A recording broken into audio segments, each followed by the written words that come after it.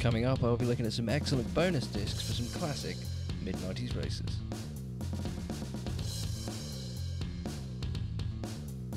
Starting with the excellent bonus turbo mode disc from Ridge Racer Type 4,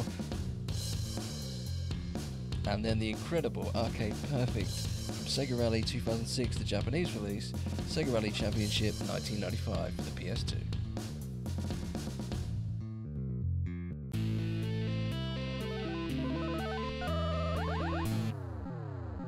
The nightmarish sounds of Gallagher. I love the way Namco used to give you these games while the games were loading. That was awesome. And the fact that you could spin the flag.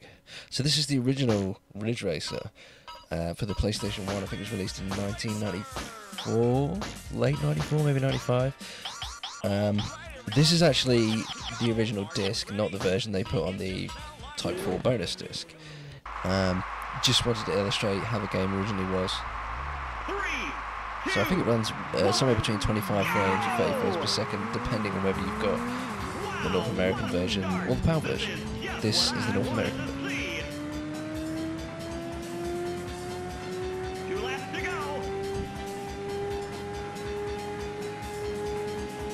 So to me this still looks really fast. I mean, I was so used to playing the PAL version for years and years and years, and when you play this, just, I mean, this is the first time I've had it go in a long time. Poor excuse, I know, for me performing badly, but it's so hard to get used to, just so deeply ingrained with the slower version.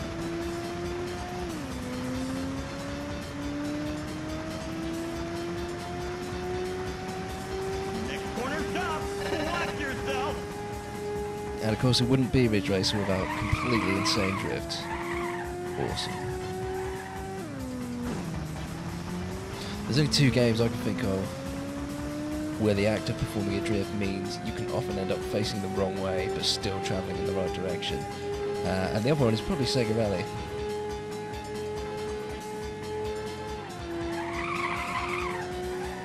So we're coming to the end of the first lap here. I'm going to cut it off at that and then show you the turbo version that was included with Ridge Racer Type 4. Okay, the final lap.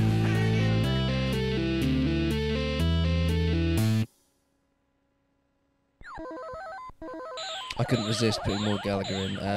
For some reason, even this runs faster. I'm not 100% sure why that would be, but it definitely seemed faster.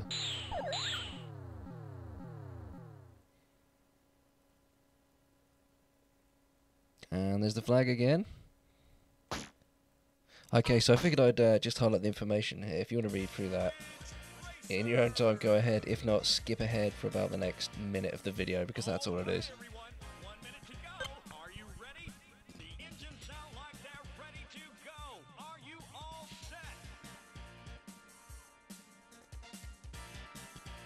I think it's great that they included this. Just such a great frame of reference. Gives you all the information on as to why this demo was made, and just technology at the time. To me, it's absolutely fascinating. Right at the end, there's also a history up to that point, which I think was 1998, of the Ridge Racer series. So Revolution, the original Ridge Racer, and obviously Type 4, and of course Ridge Racer. But I never knew the deal with that. I mean, it is Ridge Racer free, but it kind of isn't. It's always been a strange one.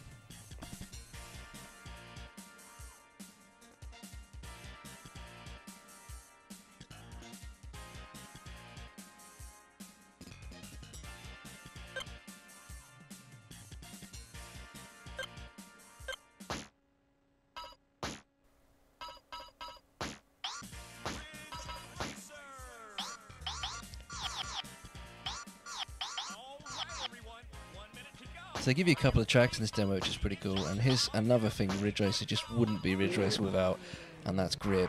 I absolutely adore this song. So immediately the camera pans in a hell of a lot faster, as you can see. And in the minute I accelerate here, and you witness how fast the computer player pulls away, it's quite noticeable this game's running at twice the speed of the previous version. And strangely enough, it handles like an absolute dream, considering I found 30 frames per second overwhelming. 60 just suits the game perfectly. I mean, look at the drifts, they're just like absolutely glorious in 60 frames per second. and as it says, that sort of garage shading as well, so there's more detail on the cars, there's more detail on the course, and the pop-in is nowhere near as bad.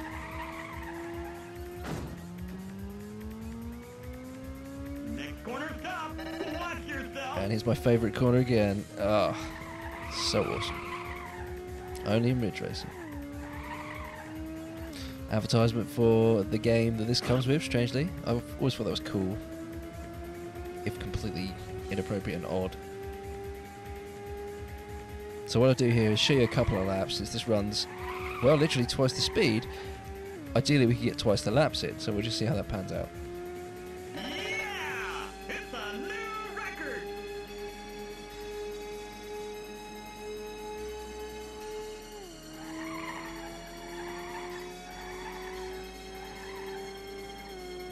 As much as I love the Gran Turismo series and Forza and all that, there's something that you just can't replicate, a feeling that you just can't replicate with these old school arcade races, especially Ridge Racer. Every time I see a cabinet in an arcade, I have to play it, regardless of when or where it is, or in what year. Another game that I alluded to earlier, which is coming up, Sega Rally, has the same sort of emotional value to me. I mean, whenever you see it, you still get excited like you're a little kid. It's just absolutely fantastic, especially when you're sitting in the cars. The other game that I didn't mention would be Outrun 2, which is absolutely phenomenal.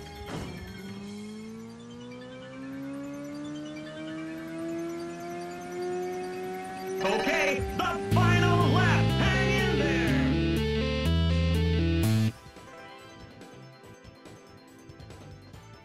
I imagine less people will be familiar with this than were with the Ridge Racer Turbo bonus disc, because I'm pretty sure that came with every single version of the game sold. So it's not exactly a rarity, it's just really interesting.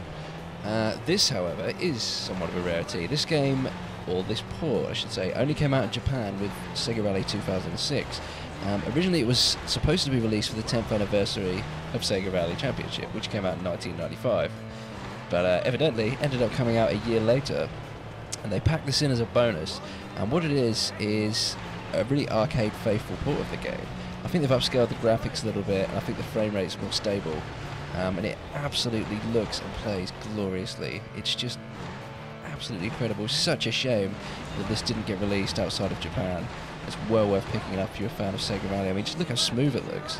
No pop-in, no visible sort of pixelation, nothing that you saw in the Saturn version, which was wonderful for the time, but this is just incredible. The sense of speed is immense, and again with the drifting, much like Ridge Racer, crazy fun.